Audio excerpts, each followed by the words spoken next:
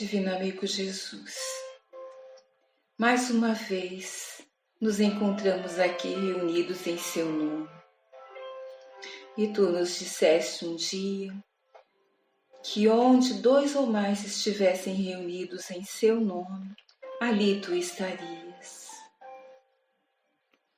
Que a sua presença se faça em cada coração, que neste momento eleva seus sentimentos e pensamentos em rogativas e louvores pelas oportunidades recebidas. Ilumina, pois, Mestre, os lares e familiares aqui conectados. Que a sua luz chegue aos hospitais, aos lares para idosos, para os menores abandonados. Te pedimos ainda, acolhe aqueles que se encontram nas penitenciárias. Traz, Senhor, o consolo e o alimento espiritual que irá renovar a esperança, a confiança, fortalecendo a fé de cada ser no futuro que tanto almejamos. Que a sua luz ilumine assim o planeta inteiro, Senhor, envolvendo em vibrações de amor e de consolo. Que nosso amigo Arthur possa contar com a sua presença, que ele possa ser inspirado pelo seu amor, pelo seu olhar de ternura e carinho,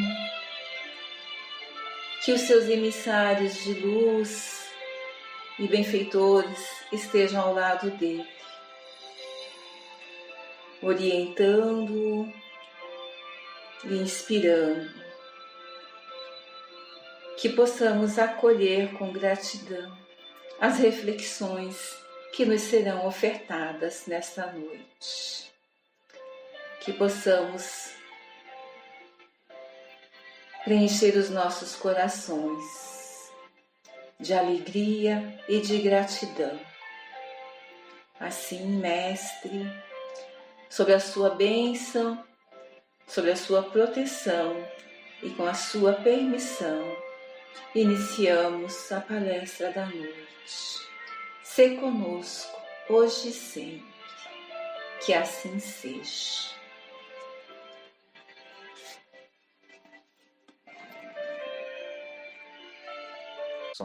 A minha relação para com o próximo e a minha relação para comigo mesmo. Então é como se nós tivéssemos nessa parábola de Jesus a representação dessas três relações fundamentais. E mais do que isso, o caráter mais destacado, né? O caráter, a característica divina que Jesus mais destacou ao longo de todo o Evangelho, renovando para nós de maneira muito singular a visão que até então tínhamos de Deus. Jesus vai destacar nessa parábola a misericórdia infinita, o amor infinito do Pai.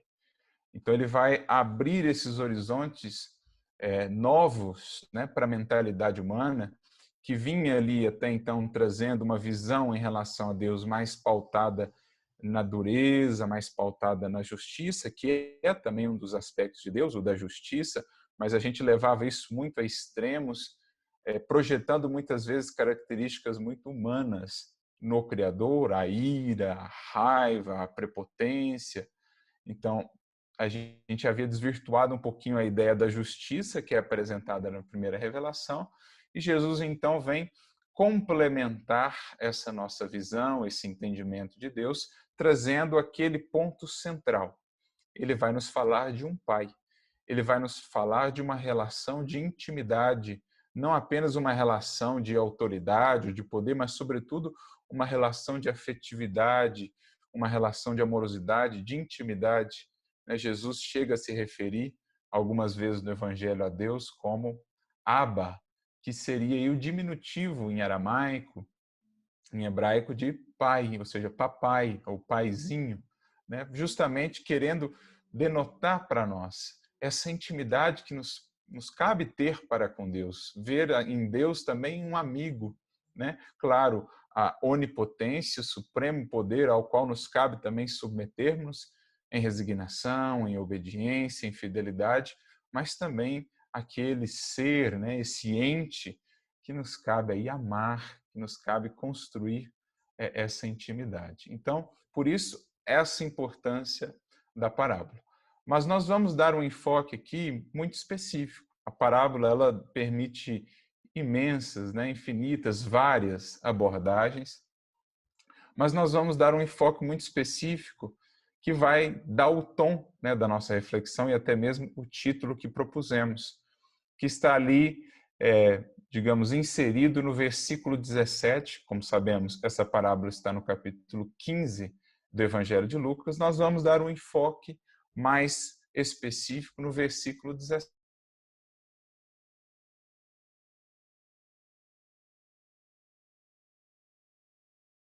Povo, que, como nós sabemos, né, relembrando aí a parábola, havia esse filho mais novo se afastado da casa paterna, havia ele pedido a parte que lhe cabia na herança ali, né, da herança que lhe vinha do pai, e havia ele se afastado então da casa paterna para uma terra longínqua, né, para uma terra distante.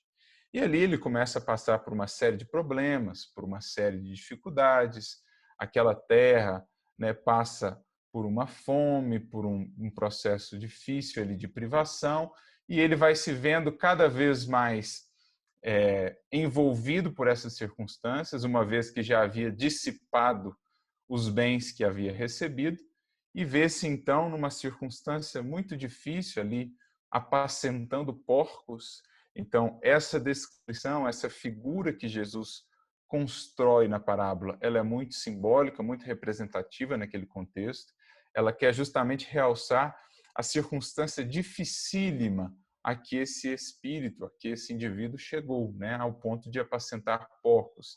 Lembrando que naquela cultura a figura dos porcos não era benquista, quanto mais criar ou apacentar porcos, né? Então Jesus queria com isso representar ali um fundo do poço, digamos assim, né? Um profundo desalento, um profundo abatimento, né? Uma profunda derrocada. É isso que ele queria representar com essa figura. E aí, então, nesse versículo 17, que nós temos a guinada, digamos assim, o ponto de inflexão na vida desse filho pródigo, quando ele, então, vai cair em si, quando ele vai perceber as circunstâncias a que se arrojou por escolhas próprias, né? Por sua livre vontade, pelas escolhas que foi realizando, que foi tomando, a que ponto ele chegou, e é ali então que ele tem esse despertar, esse cair em si e reinaugura, né? Ou reinicia um novo tempo, uma nova jornada para si mesmo nesse processo de retorno então ao Pai, no que é então secundado pela misericórdia desse Pai que, vendo-o ao longe, ou seja, vendo aí os mínimos movimentos, os mínimos esforços de retorno desse filho, vai ao seu auxílio, corre em seu auxílio, no sentido de auxiliá-lo. Então, a expressão dessa misericórdia que vem em nosso auxílio, que vem nos secundar nos mais singelos esforços de regeneração e de retorno, né, ao caminho reto, à harmonia para com a lei divina. Então, nós fizemos essa breve síntese, essa breve introdução, justamente para apontarmos aí o rumo que nós vamos seguir na análise dessa parábola. Não vamos analisá-la como um todo, não vamos nos enfocar tanto no outro filho. Vamos hoje pegar aí uma lupa, né, fazer um recorte e olhar mais para essa condição desse filho pródigo e esse cair em si, então, para ver quais as pontes essa parábola, essa lição de Jesus terá para com a nossa vida. Será que nós somos filhos pródigos em algum sentido? Será que nós temos aí sido esses que têm dissipado bens recebidos do alto e nos afastado da casa do Pai, criando para nós essas circunstâncias aflitivas. Então, cabe-nos refletir sobre isso, porque é com esse objetivo, no fundo, que estudamos o Evangelho de Jesus. Ver qual a ponte do Evangelho, dessa mensagem sempre viva e sempre atual, com a nossa vida no presente momento, naquilo que estamos fazendo, nos caminhos que estamos percorrendo.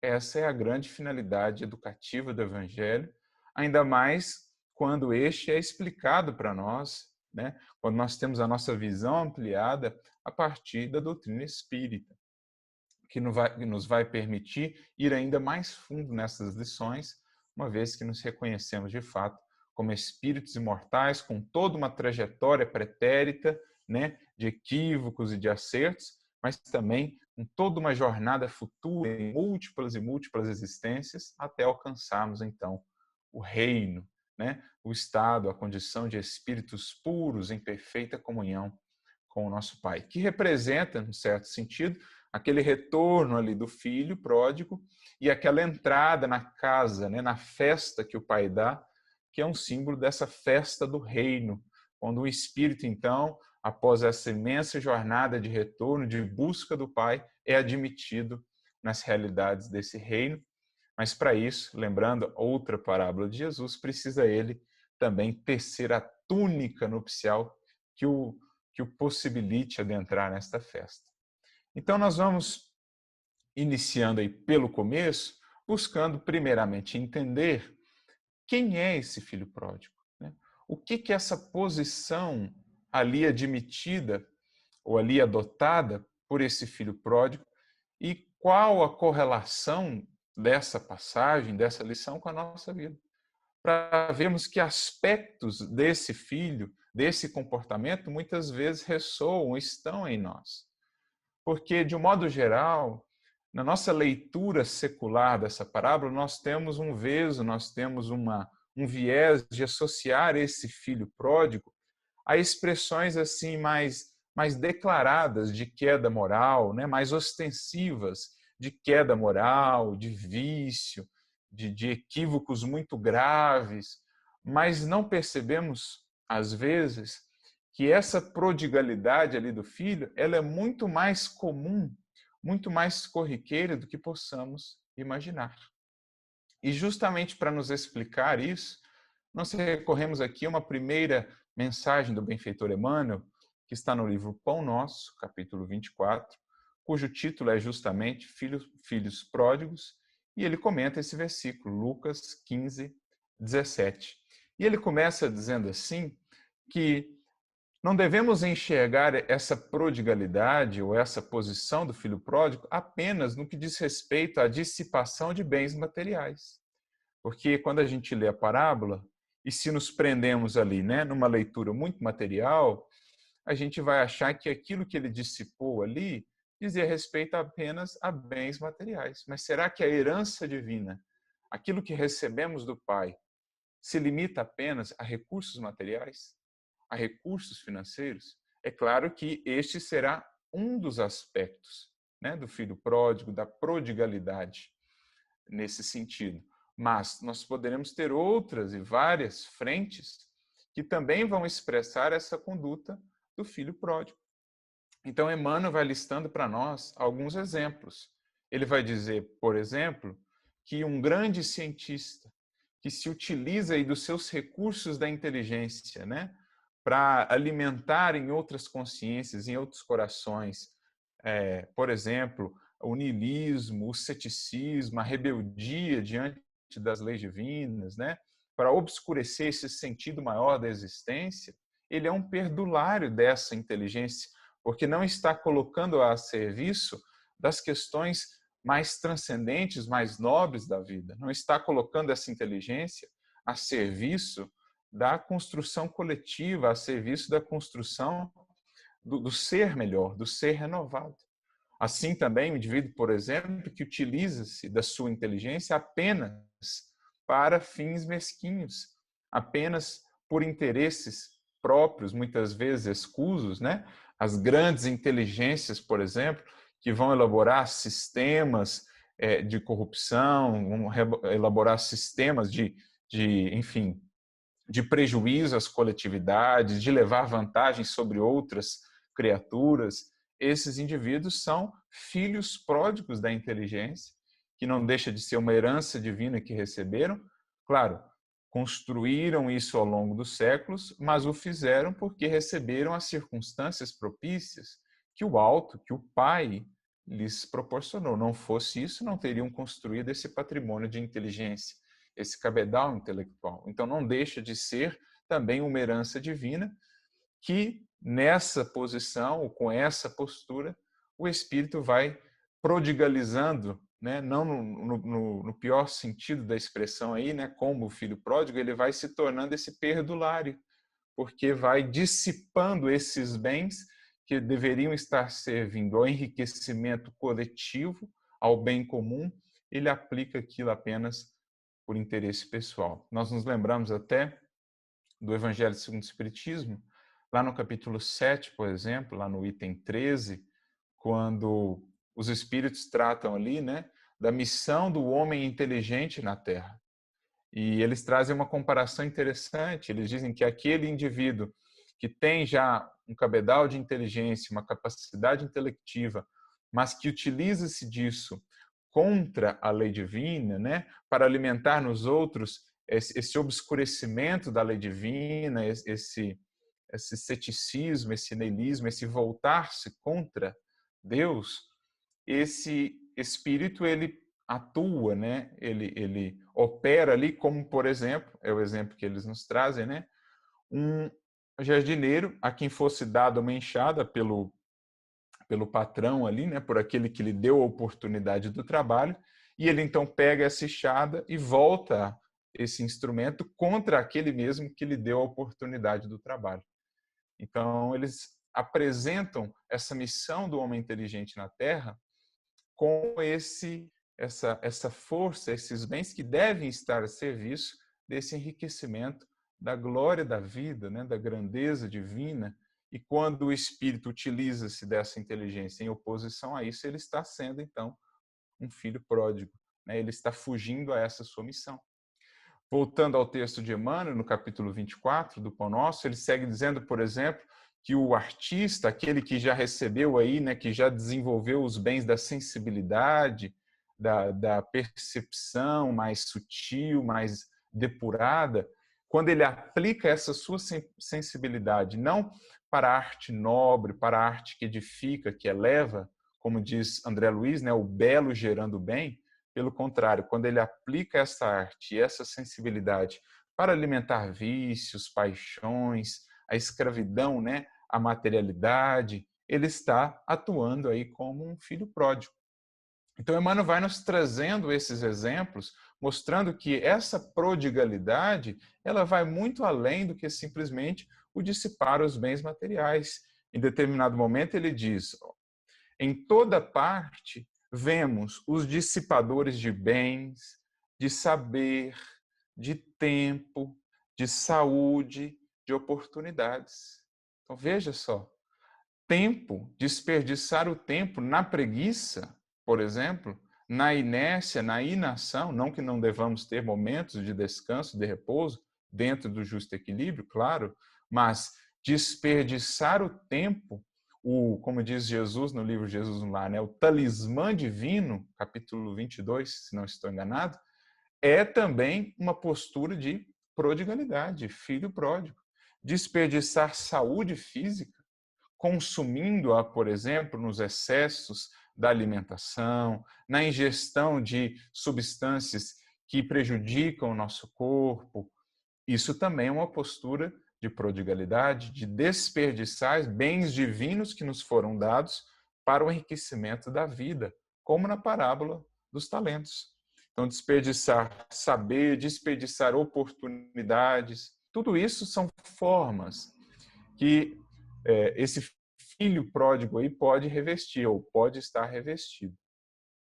São eles que, prossegue Emmanuel, contemplam os corações simples e humildes em marcha para Deus, possuídos de verdadeira confiança, experimentam a enorme angústia da inutilidade e, distantes da paz íntima, exclamam desalentados: Ou seja, ele está aqui fazendo uma referência àquela fala do filho pródigo, né, quando cai em si, e diz para consigo, né, quantos jornaleiros do meu pai têm o pão a cada dia? Por jornaleiros entendamos aí aqueles que trabalham a jornal, né, ou seja, por uma jornada diária, que recebiam por dia de trabalho. Essa é a ideia de jornaleiros. Então, esse indivíduo, quando ele cai em si, e às vezes ele é dos mais triunfantes do mundo, né? Nos patrimônios, nos valores do mundo, ele é absolutamente triunfante, conquistou isso, aquilo outro, mas no fundo, internamente, ele sente essa fome de paz, esse anseio de paz, e vê, por vezes, criaturas simples, humildes, que seguem vida fora, tranquilas, serenas, na simplicidade, ancoradas na confiança em Deus. Diante disso, então, prossegue Emmanuel, né? Eles experimentam enorme angústia de inutilidade e, distantes da paz íntima, exclamam desalentados: quantos trabalhadores pequeninos guardam o pão da tranquilidade, enquanto a fome de paz me tortura o espírito. Ou seja, ele ali percebe, se dá conta que ele havia se desconectado, né, da utilidade fundamental, dos valores fundamentais da vida. E, embora muitas vezes ornamentado exteriormente, faltava algo que o pudesse de fato saciar, sustentar, alimentar. E vendo muitas vezes criaturas muito mais simples do que ele, mas que têm esse alimento interior, que tem essa confiança, que tem essa relação com o Pai, da qual ele se afastou, ele então sente essa angústia enorme. Para ilustrar isso, né, para vermos aí um exemplo claro, patente do que é essa prodigalidade, bastaríamos recordar o exemplo do apóstolo Paulo, que passou exatamente por esse quadro aqui descrito por Emmanuel. Ele, que havia recebido muito, né, dessa herança divina, digamos assim, recursos imensos, né? Tinha a juventude ali do corpo, a beleza física, tinha recursos monetários, tinha uma capacidade, né, eloquente de debater, de expor, tinha um cabedal cultural muito vasto, ele tinha tudo aquilo. Mas qual era o pensamento dele quando trafegava pelo deserto, né, em busca de Damasco, perseguindo Ananias e os cristãos? Ele vinha justamente fazendo essa contraposição, né? A contraposição ali do filho pródigo que começa a cair em si, porque ele parava, internamente ele pensava para consigo, né? Onde a paz que ele ansiava desde a mais tenra juventude e que não havia encontrado até então. Ele que havia alcançado todas as prerrogativas da sua raça, do seu povo, o prestígio, a influência, as facilidades materiais, né? O reconhecimento, o aplauso de tantos. Ele que tinha tudo aquilo, ele constatava ali naquela jornada que, em verdade, estava sem a paz. A verdade dolorosa é que faltava-lhe a paz íntima, que tudo aquilo que ele havia conquistado não era capaz de lhe saciar. Porque, no fundo, e ele viria a cair em si, ele estava distanciado dessa comunhão com o Pai. Ele estava sendo esse filho pródigo, utilizando desses recursos recebidos, a inteligência, as facilidades, as possibilidades que havia recebido na matéria, não a serviço propriamente de Deus, mas muito mais a serviço da sua personalidade, a serviço da sua vaidade, a serviço do seu orgulho, a serviço da sua ambição. Ele havia, portanto, se afastado, né, de si mesmo. E ali começava o processo de cair em si mesmo. Porque o estar em nós mesmos é buscar essa realidade mais íntima, mais profunda de nós mesmos, onde de fato nos conectamos aos verdadeiros valores da vida, à comunhão com o Pai, àquilo que de fato nos sacia. Então, continuando nessa descrição dos filhos pródigos, agora no capítulo 88 do livro Fonte Viva, Emmanuel, né, a mensagem se chama justamente Caindo em Si, ele vai citando alguns exemplos desse cair em si, um deles o próprio Saulo, né, Paulo, Pedro, Madalena, E em determinado momento ele vai descrever o que são esses que estão então vivendo fora de si, os que ainda não caíram em si de fato, nesse eu profundo, nessa busca mais profunda, e que por isso sentem esse vazio interior, mesmo que sejam aí bafejados, que estejam ornamentados por todas as prerrogativas, facilidades e conquistas do mundo exterior, né? E é o que Paulo lá, mais uma vez, sentia, porque ele, tendo tudo aquilo, sentia-se vazio. No entanto, ele olhava para aqueles homens e mulheres simples, seguidores do caminho, né, que eram seguidores de Jesus, e via neles um contentamento de viver, uma alegria, uma serenidade que ele não conseguia explicar, especialmente em Estevão, né, eles que tinham tão pouco exteriormente, mas que pareciam ter tudo. Parecia que para eles nada faltava. Então ele ficava, né, analisando aquilo, aquele aparente paradoxo, e tentando entender o porquê, sem entender ainda que ele era um ser às portas de si mesmo, que ainda não havia caído em si, que estava desconectado de si mesmo, porque desconectado desse eu mais profundo. Ele vivia apenas o eu exterior, mas não havia ainda mergulhado em si mesmo, diferentemente daqueles seguidores simples, humildes, confiantes do caminho. Então, descrevendo essa postura de prodigalidade, mais no final desse capítulo 88 do Fonte Viva, Emmanuel diz assim, né?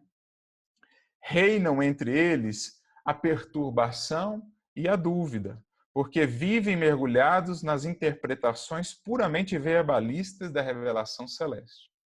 Ou seja, são às vezes indivíduos que já receberam recursos da revelação do alto nas mais diversas correntes e tradições espirituais, como ele mesmo, Saulo, já havia recebido tanto, né, da primeira revelação, mas que ainda vacilam,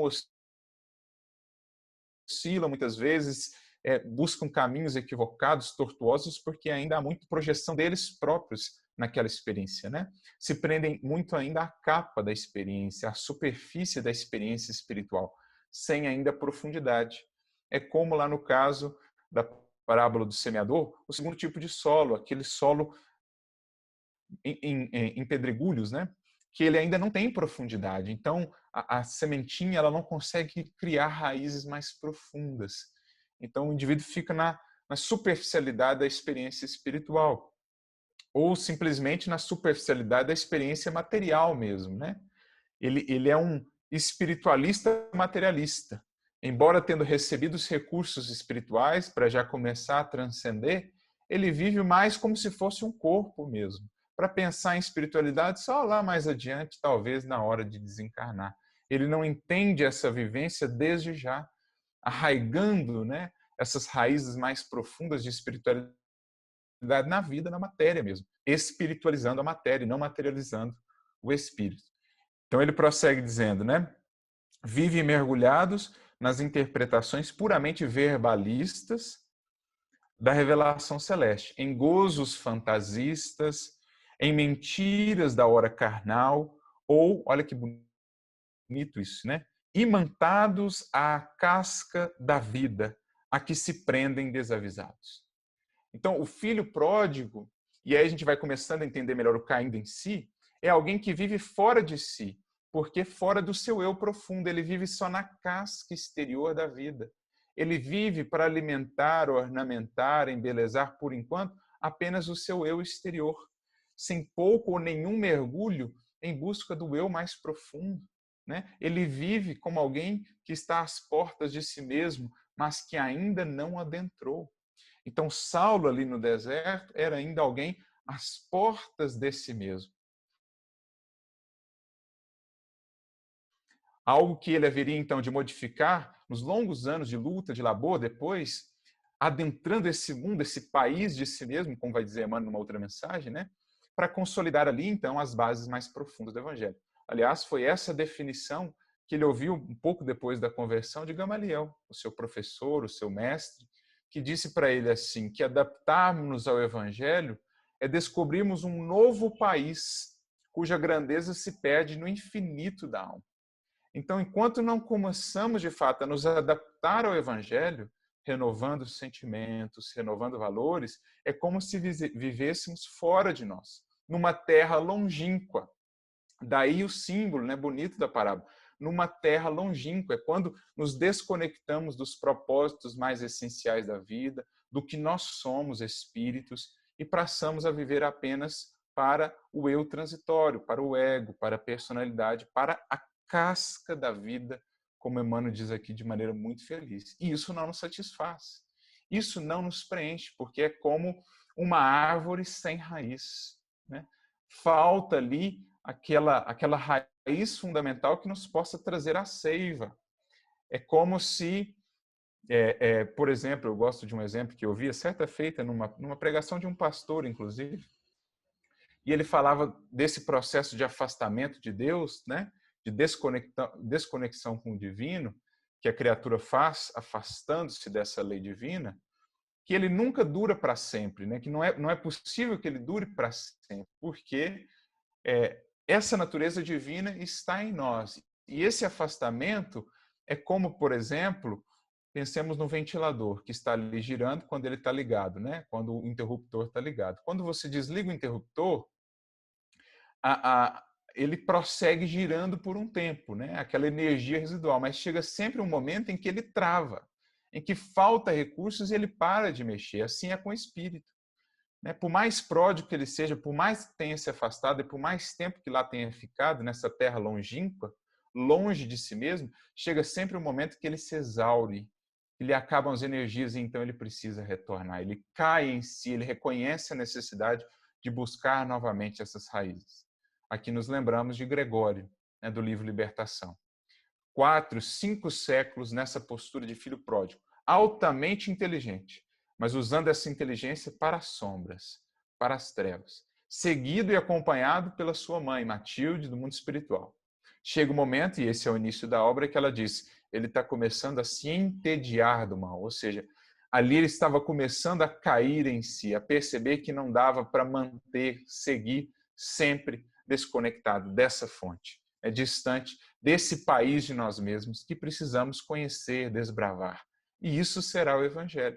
Né? Chega sempre o momento que a criatura percebe que não dá para viver de cascas, de superfícies. Ela precisa acessar o seu eu mais profundo. E aqui nós nos recordamos de uma fala de Leon Denis, muito interessante nesse sentido, no seu livro, né, uma das suas obras magnas, ao lado de Depois da Morte, o problema do ser, do destino e da dor. Lá do capítulo 20 em diante, ele começa a tratar ali na terceira parte da obra das potências da alma. E no capítulo 20, ele traz uma definição muito interessante, né? Ele diz assim que todos nós somos formados por duas esferas de expressão e de ação. Uma mais exterior e outra mais interior, mais interna, como se fossem círculos concêntricos.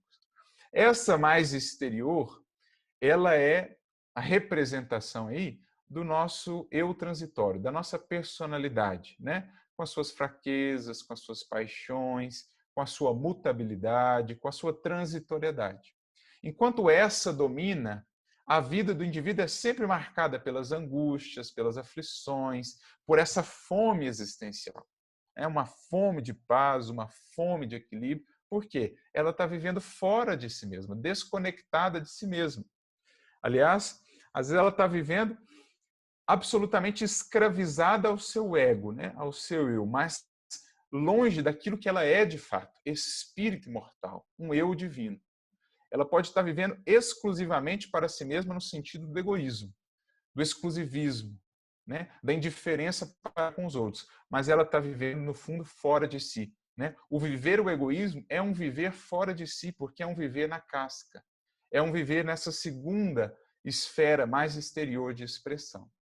Mas ele diz, Leon Denis complementando, que há uma esfera mais interna. Essa sim, profunda, íntima, né? Sede da consciência, o templo de Deus em nós, a fonte da vida espiritual.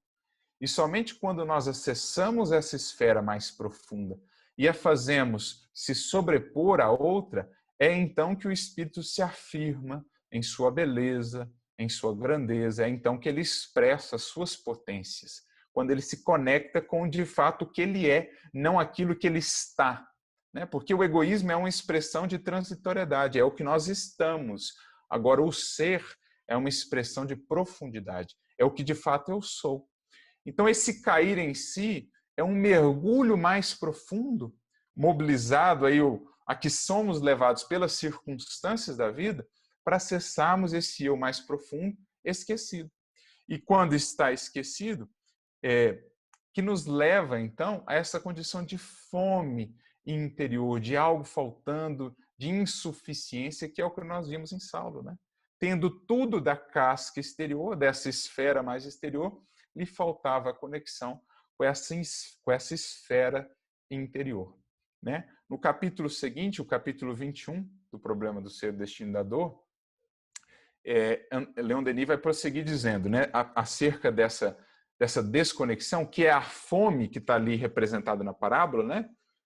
Porque se a gente lê a parábola, a gente vê que ele passa a sentir uma fome muito grande, que é a fome que Saulo tinha de paz, que é a fome que todos esses que vivem única e exclusivamente para a vida exterior, que vivem única e exclusivamente para a matéria, para a personalidade, para o ego, o eu exterior, é a fome que todos haverão de sentir, é a fome, é a sede de quem não encontrou ainda uma fonte profunda.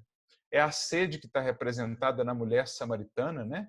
De quem ainda não encontrou essa fonte a jorrar de si mesmo, essa água que sacia toda a sede. Então, quando estamos nessa condição, Leon Denis diz assim, né? As profundezas da alma ligam-na à grande alma universal e eterna, de que ela uma como vibração. Ou seja, quando nós nos afastamos dessa esfera mais interior, de nós mesmos, e passamos a viver só na casca, então a gente se desconecta dessa alma universal, ou seja, a gente se desconecta de uma relação mais profunda com o divino. Essa origem e essa participação da natureza divina explicam as necessidades irresistíveis do espírito em evolução adiantada.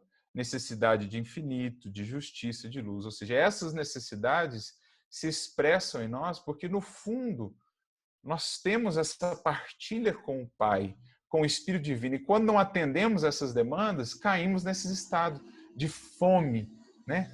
de insuficiência, de sede, que é o que está representado ali na parábola do filho pródigo. É o que Jesus vai dizer também, nem só de pão viverá o homem. Não é só alimentar essa casca exterior, se não há esse cuidado para com o que de fato somos, esse eu profundo, a gente cai nesse estado. Necessidade de sondar todos os mistérios, de estancar a sede nos mananciais vivos e inexauríveis, cuja existência ele pressente, ou seja, no fundo o espírito, em qualquer condição, e quanto mais adiantado, mais esse pressentimento vai se fortalecendo, ele pressente que lá no fundo ele precisa disso, ele precisa dessa busca, né? Até que ele de fato cai em si para fazer esse movimento de retorno.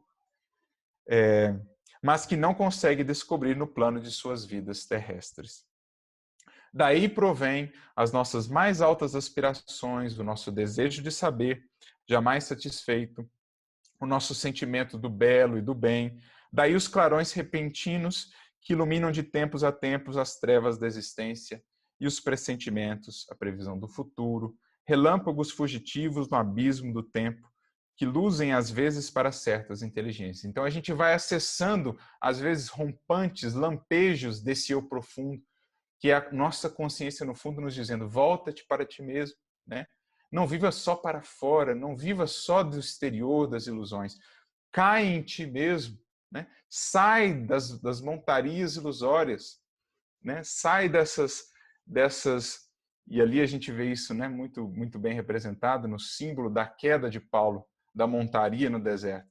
São as montarias das ilusões que a gente vai criando, né? De falsas imagens de nós mesmos, alimentadas e mantidas pelo orgulho, pela vaidade, que são apenas uma sensação, né, de estarmos inflados, mas que internamente estamos vazios, porque não é uma grandeza verdadeira. Então é preciso que caiamos desses planos de ilusão, caiamos no chão duro da realidade sobre nós mesmos, da verdade que liberta sobre nós mesmos, para que, nessa base segura agora da humildade, possamos nos reconstruir. Né? É preciso saiamos dessa casca da experiência transitória, buscando o eu profundo, cairmos de fato em nós, entrarmos nesse país interior, para que ali possamos de fato construir algo mais duradouro, algo mais legítimo. Prossegue Denis, sob a superfície do eu, ou seja, esse eu exterior, superfície agitada pelos desejos, esperanças e temores, está o santuário que encerra a consciência integral, calma, pacífica, serena, o princípio da sabedoria e da razão, de que a maior parte dos homens só tem conhecimento por surdas impulsões ou vagos reflexos entrevistos. Então, o que ele está dizendo é que a maioria de nós vive ainda na condição de filhos pródigos, desconectados de nós mesmos, vivendo fora de nós mesmos e dessa comunhão com o divino, dissipando os bens e vivendo nesse clima, né, de aflições, de angústias, de temores, porque ainda não caímos em nós mesmos, na realidade de nós mesmos. Ainda não deixamos para trás as montarias da ilusão, da vaidade, do orgulho, para voltarmos ao chão, às bases seguras da realidade sobre nós mesmos. E quando não fazemos isso por madureza de raciocínio, por moto próprio, ou seja, quando nós não fazemos isso por busca pessoal nossa mesma, através do autoconhecimento, a busca desse mergulho interior, eis que as circunstâncias da vida vão aos poucos nos levando a essa queda em nós mesmos, né? O próprio mecanismo das leis divinas, esse desgosto, por exemplo, que está aqui expressado em Saulo, né, ou nas palavras de Leon Denis, esse vazio, essa fome que a gente vive lá fora, né, quando vive só para esse exterior, para essa casca, aos poucos vai nos fazendo voltar sobre nós mesmos e buscar esse interno que, no fundo, sabemos é onde poderemos encontrar o manancial da água viva. Então, eu me recordo de uma fala do próprio apóstolo Paulo, talvez refletindo aí a sua própria experiência, né? No Livro dos Espíritos, na questão 1009, ele tem uma reflexão muito interessante. E ele diz assim, que quando nós nos desviamos do objetivo da criação por um falso movimento, né? Qual que é esse objetivo da criação? Ele diz lá, o culto harmonioso do belo e do bem, a comunhão com o Pai, o gravitar para a unidade divina. Essa expressão muito interessante que ele utiliza lá. Quando nós nos afastamos disso, quando nós vamos para terras longínquas, o que acontece? Uma consequência natural, né, na dinâmica da lei divina se opera. Consequência essa que consiste numa certa soma de dores que visam aí nos desgostar dessa deformidade ou desse afastamento da harmonia, né, desse estado de afastamento do propósito divino, de nós mesmos. Essa soma de dores tem esse objetivo, é como, diz ele, um aguilhão que tem por objetivo fazer a alma dobrar-se sobre si mesma e buscar, então, o porto da salvação, ou seja, a sua reabilitação, a sua redenção. Então, olha que conceito interessantíssimo que Paulo trabalha lá no Livro dos Espíritos. Ele está dizendo que quando nós fazemos esse movimento de prodigalidade, deixando a nossa esfera interior, seja por negligência, por culpa, né, por fugirmos do bem, do amor, dos estudos, né, alimentando a ignorância, quando nós fugimos dessa esfera mais íntima e passamos a viver apenas na esfera exterior, então desencadeia-se, pelos mecanismos da lei divina, uma certa soma de dores, de experiências desafiadoras, difíceis, que tem um objetivo, atuar como um aguilhão para fazer com que nos dobremos sobre nós mesmos, ou seja, nos voltemos sobre nós mesmos. É exatamente o que Saulo lá percebe, né? Ele percebe que forças profundas atuavam para que ele se voltasse sobre ele. Mas ele resistia a esses aguilhões e por isso Jesus diz para ele, não recalcitrais contra os aguilhões. Porque a vida estava convidando ele a todo momento a parar e ir para mais fundo, mergulhar nele mesmo, sair daquela casca. Parar de estar somente preocupado com os números, com o prestígio no sinédrio, com a conversão dos outros, esquecido que estava ele mesmo, de si próprio, da sua edificação. Tanto que, a pretexto de servir a Deus, passava por cima de uma série de leis divinas. né, que ele conhecia muito bem, porque ele estava nessa casca da ilusão e tudo mais. Então é aquilo que a vida mesmo vai fazendo conosco, também através da intervenção, né, e da misericórdia dos nossos benfeitores, que vai nos levando a essas experiências para que a gente caia dessas montarias de ilusão e volte à realidade da vida, o cair em si, o cair em nós, o lidar com nós mesmos, com o que somos de fato e passar então a alimentar isso. Alimentar isso. Claro, não passando a viver apenas ali em nós, né? Porque se há o cair em si mesmo, há também o sair de si mesmo. Mas existem dois tipos de sair de si mesmo.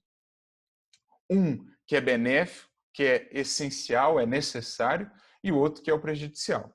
Esse prejudicial é essa primeira circunstância, em que a gente se desconecta de nós mesmos, da nossa alma, dos nossos propósitos mais nobres, do que somos de fato, e passamos a viver apenas de ilusões e de cascas, apenas para a personalidade exterior.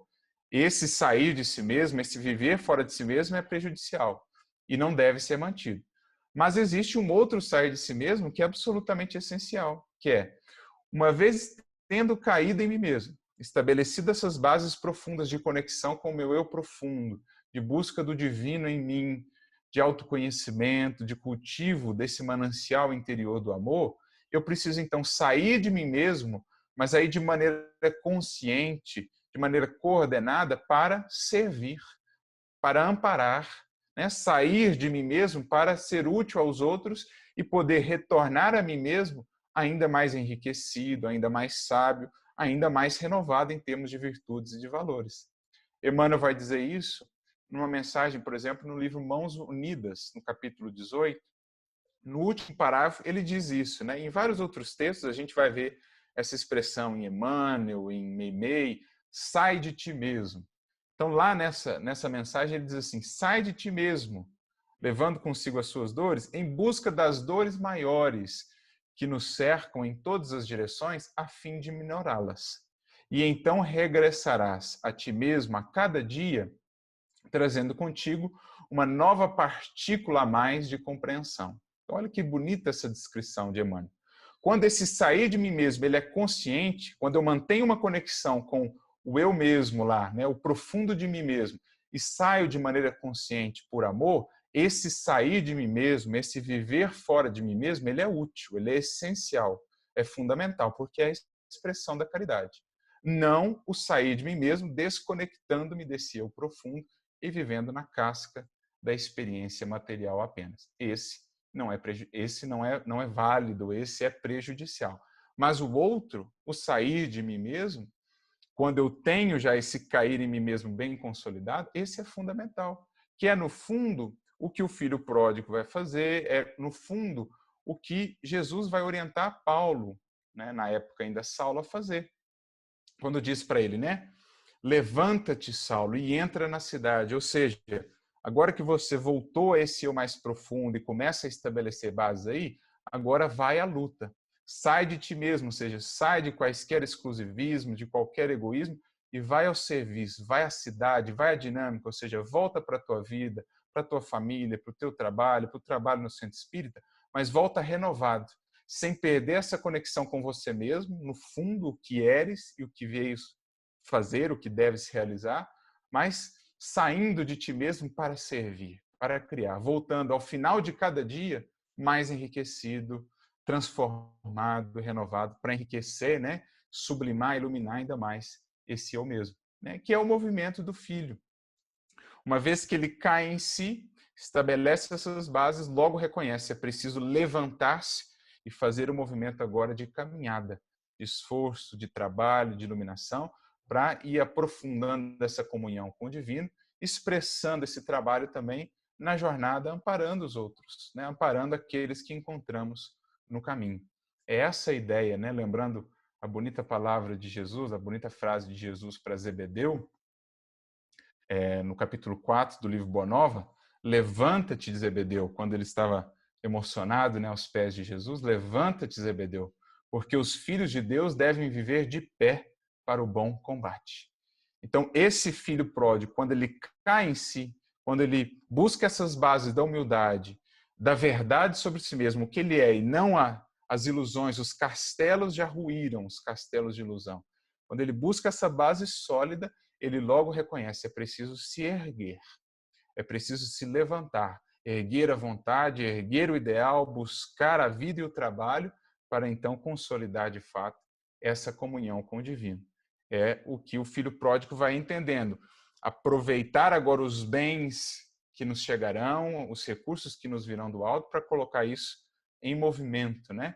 Buscando aí essa posição de estarmos de pé, conscientes de vontade erguida, de ideal elevado, para que possamos realmente expressar a vontade divina em todos os nossos caminhos. Então, basicamente, né, a gente faz esse traço, ou a gente traça esse quadro do que é aquela expressão ali do filho pródigo, identificando que muitas vezes nós estamos nesses quadros de prodigalidade, seja pelo desperdício do tempo, na inércia, das oportunidades que a vida nos traz, pela ignorância cultivada, pelo desmazelo para com nós mesmos, com a nossa vida, pela falta de estudo, pela falta de empenho, de esforço. Muitas vezes nós somos os filhos pródigos. Não são simplesmente aqueles, né, que se apresentam como tais de maneira mais clara, no vício, nas quedas morais. É algo muito mais próximo de nós do que possamos imaginar. E aí as circunstâncias da vida, aprendemos a olhar para elas, a fazer uma leitura mais devida, para, saindo da casca simplesmente da vida, podemos buscar esse eu profundo que está aqui em nós, que nos cabe alimentar, cultivar, a fim de que ele possa então se expressar e de fato possamos aproveitar tudo o que recebemos do Pai, essa herança, esses recursos na forma da inteligência, da saúde, do tempo, de um cargo que nos foi ofertado na presente existência, né, por empréstimo, enfim, colocar tudo isso a serviço do Criador. Isso é o estar caindo em si, é o estar muito consciente, conectado consigo, para então aprofundar também a nossa relação com Deus e caminharmos em direção ao reino, esse estado de paz, de equilíbrio e de comunhão que nos espera a todos. Essa é a condição que nos cabe buscar, né, no que diz respeito aí à relação com o Pai. Só para concluir, lá no capítulo 88 ainda do Fonte Viva, Emmanuel prossegue descrevendo, né? Para eles, os filhos pródigos, a alegria é o interesse imediatista satisfeito e a paz é a sensação passageira de bem-estar do corpo de carne, sem dor alguma, a fim de que possam comer e beber sem impedimento. Ou seja, pura sensação ainda, né? Pura transitoriedade. Cai, contudo, em ti mesmo. Então, que possamos cair em nós mesmos, seja pelo esforço consciente já do autoconhecimento, seja aproveitando as quedas e as dores da vida para irmos mais fundo ainda em nós mesmos, tirando de uma vez por todas os castelos e as montarias da ilusão. Cai, contudo, em ti mesmo sob a bênção de Jesus e transferindo-te, então, da inércia para o trabalho incessante, lembra Saulo? Levanta-te e entra na cidade, e lá te será dito o que convém fazer. Então, o movimento do Senhor, o que queres que eu faça? Caindo em nós, logo nos erguemos para o trabalho. Então, transferindo-te, né, da inércia para o trabalho incessante, pela tua redenção, observarás, surpreendido, como a vida é diferente. Então, nesse movimento, a gente vai desconstruindo muitas ilusões ou falsas perspectivas que possuímos sobre o que é a vida, sobre o que é viver, aprendendo a diferenciar existir ou simples existência, de fato, do que é viver. Emmanuel mesmo vai dizer, há uma grande diferença entre ambos, né? Porque a vida, em oposição ao simples existir, a vida é a experiência digna da imortalidade. É quando eu passo a viver efetivamente não mais para a casca que será consumida pelo tempo, mas, enfim, para aquilo em mim que é eterno e que começa a ser construído nessa existência e será aprimorado no infinito da imortalidade. Essa é a vida real. Faze isso e viverás, como dizia Jesus. Busquemos, portanto, cair em nós mesmos, alimentar essa conexão profunda conosco mesmos, para então sairmos de nós de maneira consciente, voltando a cada dia, a cada noite, para nós mesmos, ainda mais enriquecidos na dinâmica da vida e da evolução. Eram essas as nossas reflexões, que Jesus nos auxilie a buscar esse nosso eu profundo, não o da ilusão, e alimentarmos desse contato com o divino que ali se opera, para podermos também enriquecer a vida e os outros corações ao nosso redor dos verdadeiros valores do Espírito. Que Jesus nos abençoe e nos inspire a todos. Muita paz e muita luz.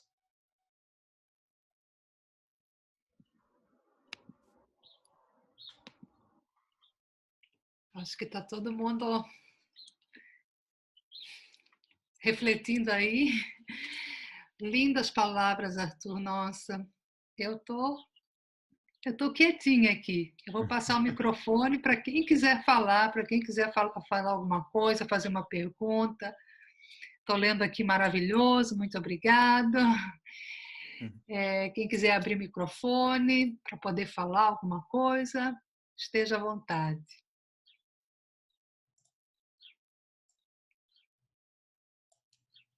Todo mundo quietinho. Significa que está todo mundo refletindo. Isso é muito positivo, não é? Espero que tenha alcançado esse eu profundo aí, né? Esse cair em nós. Com certeza. Pelas carinhas que eu estou vendo aqui, pelo silêncio, está todo mundo realmente refletindo, né? Nesse movimento de sair, de cair em si e de sair. Qual será o estágio que a gente se encontra, né? Essa é uma grande reflexão. É isso aí. Nadinha, você está aí quietinha? Estou refletindo também. Essa é a grande tarefa que nós precisamos fazer no processo de autoconstrução, né? Oi, Arthur, tudo bem, querido? Tudo bem, querido? Tudo jóia, graças a Deus. Nós nos encontramos pessoalmente em março lá no ICEB. Tínhamos marcado um encontro presencial aí na Suíça, mas a quarentena, o tal do vírus não deixa, mas a gente está driblando o vírus, né? Quando ele cair em si, ele vai estudar e vai fazer outra coisa. Mas, enfim, Arthur, quando você se refere àquela experiência de uma espécie de solidão do ser, né? Você faria alguma aproximação, me ocorreu, alguma aproximação com um conceito da Joana de Ângeles, que é o de homens-espelho, que é aquele homem que espelha a realidade exterior justamente para firmar-se como identidade social. Ele quer, de uma certa forma, ele desenvolve uma codependência, porque ele quer agradar os outros, então ele se veste, se fala, se diverte como os outros têm o hábito de fazer. Você estabeleceria algum grau de correspondência? Correspondência talvez seja muito forte, mas de associação, de aproximação conceitual? Sim, sem dúvida. Essa ideia de Leon Denis, dessa esfera mais exterior, em que muitas vezes o indivíduo vive, né, apenas refletindo esses padrões já vigentes no mundo exterior que o cerca, é mais ou menos justamente essa ideia do homem-espelho, que ainda vive muito para a exterioridade, muito numa película superficial, sem ainda profundidade, sem ainda individuação, sem ainda consciência de si mesmo, portanto, autonomia, né, moral, espiritual, no sentido de conduzir-se mais do que ser conduzido ou modulado ou apenas direcionado por aquilo que vê ao seu redor. Então, esse é um conceito muito presente no Evangelho. Paulo fala sobre isso também, quando ele vai tratar nos conceitos lá na primeira carta aos Coríntios, por exemplo, no capítulo 15. Eu gosto muito desses conceitos. Ele diz alma vivente e espírito vivificante. Então, a alma vivente é aquela, na ideia ainda de muita passividade, né? Ela é moldada muito pelas circunstâncias, pelos outros, e ela passa a refletir isso que lhe alcança por fora apenas. Agora, o espírito vivificante, ele já tem essa dinâmica de internalidade, ou seja, é algo que dá a vida, né? Algo que já sai dele e que então transforma a circunstância ao seu redor, né? Que modifica a circunstância ao seu redor. Então, mais do que gravar o que ele vê fora em si, ele grava uma realidade diferente no que ele vê fora. Ele modifica, de fato, o seu meio, ele influencia outras pessoas para o melhor, é de fato a alma que dá vida nova à vida, a dinâmica da vida, porque ela alcançou esse nível de profundidade, de liberdade interior, de consciência de si mesmo. Então, acho que são conceitos que se tangem, sim, que se associam muito, muito proximamente, né? Tem outra pergunta, mas eu não quero monopolizar, vou deixar os outros queridos falarem. Alguém gostaria de falar? As suas perguntas também são para todos nós, Nádia. Sim, mas outros estão aí com algumas perguntas engatilhadas, eu acho. Vamos ver. Alguém tem alguma pergunta? Estamos esperando a sua. Ô, Arthur, o conceito de empatia, que é, teoricamente, algumas pessoas param aí onde eu vou parar, que é ir ao encontro do outro e ficar lá, né? Em princípio, isso se aproximaria dessa esfera, né? A criatura sai de si e fica na esfera, essa que o nosso querido Leon Denis nos coloca aí, você faz assim, né? Na esfera. Mas, a rigor, para ser eficiente, eficaz, esse movimento de empatia, que é da percepção do outro como ser em necessidade e nós irmos até lá, é importante nós irmos, mas não ficarmos. Nelly é psiquiatra, deixa eu ver se Nelly vai concordar. Mas, um beijo para você, Nelly.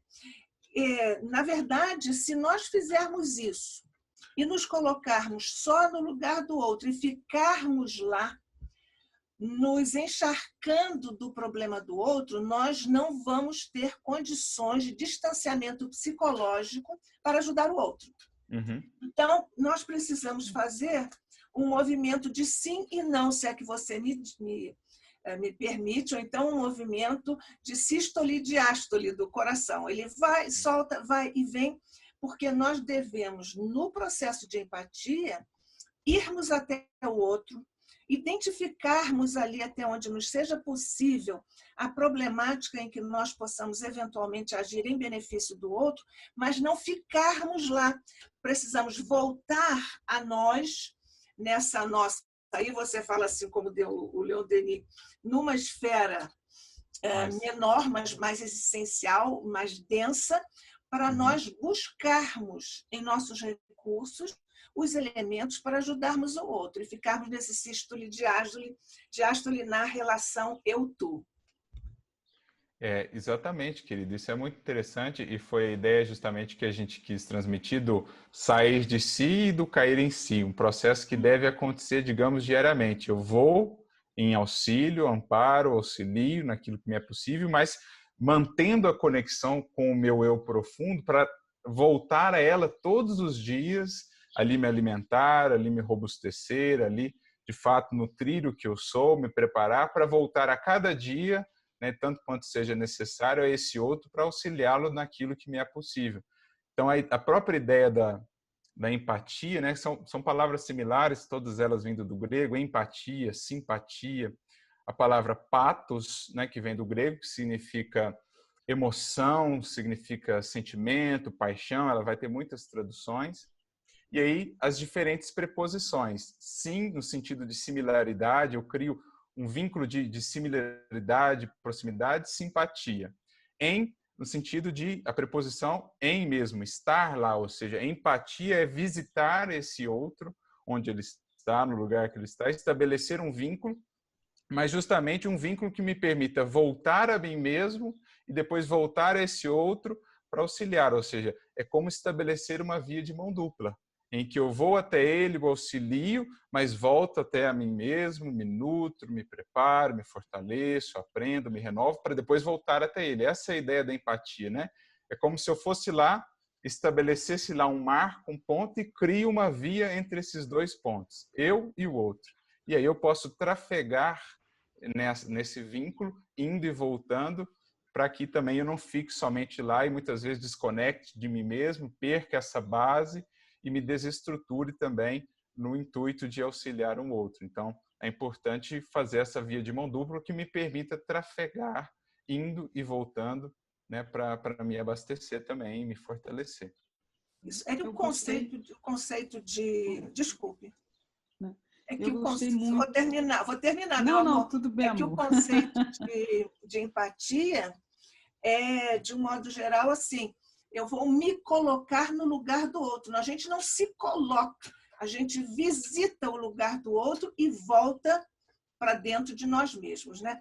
Desculpe, querida, agora Não, vai. amor, era... Essa é a ideia. Ao contrário, eu ia dizer que foi perfeito a sua colocação, porque era isso mesmo, uma dúvida que eu tinha, porque quando alguém que a gente gosta muito sabe que está passando por uma certa dificuldade e não está conseguindo sair desse envolvimento, desse problema, e a gente quer de todo jeito que aquela pessoa saia, aí é realmente difícil para você. Eu consigo ir lá e voltar eu mesma, mas tem momentos que é difícil porque a gente fica com dó de ver aquela pessoa não conseguindo sair daquele momento, né, que ela se encontra, né? Não é Eu acho que fácil. para ilustrar isso, pensemos num escafandrista, né, que é aquele mergulhador de águas profundas. Para que ele possa bem desempenhar a sua função lá nesse fundo, ele precisa manter uma conexão muito profunda com o barco lá, a sede de onde ele partiu, que é de onde vem o oxigênio.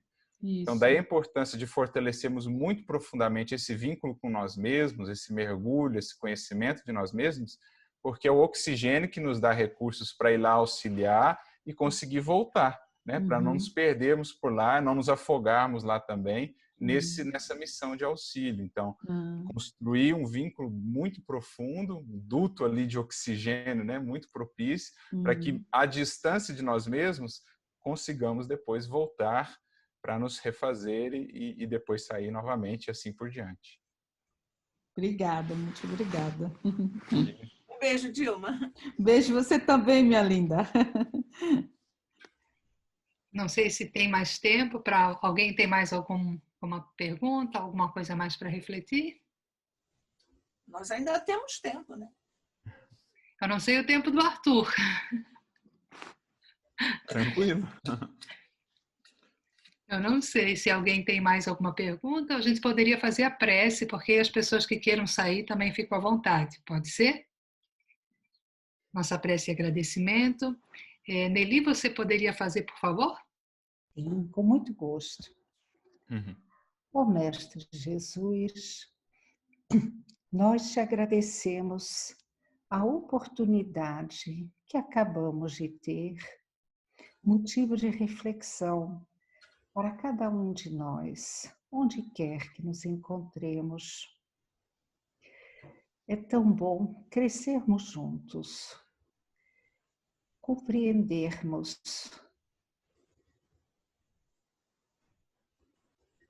porque há perguntas que há tantos anos nos preocupavam e para as quais não tínhamos resposta.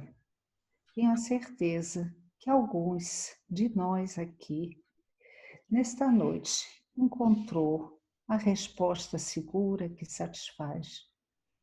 Que possamos todos fazer essa volta para dentro, tão gratificante, que o expositor nos transmitiu com tanta clareza, citando tantas fontes maravilhosas, às quais temos acesso. Senhor, ampara-nos em nosso caminho de volta, porque filhos pródigos somos todos, e que possamos, apoiados uns nos outros e nesta doutrina tão esclarecedora, fazer esta caminhada. Senhor, abençoe o palestrante que tanto nos enriquece e todos os que participaram esta noite ou que irão ver futuramente esse vídeo, que todos possam encontrar o seu caminho para Damasco. Assim seja.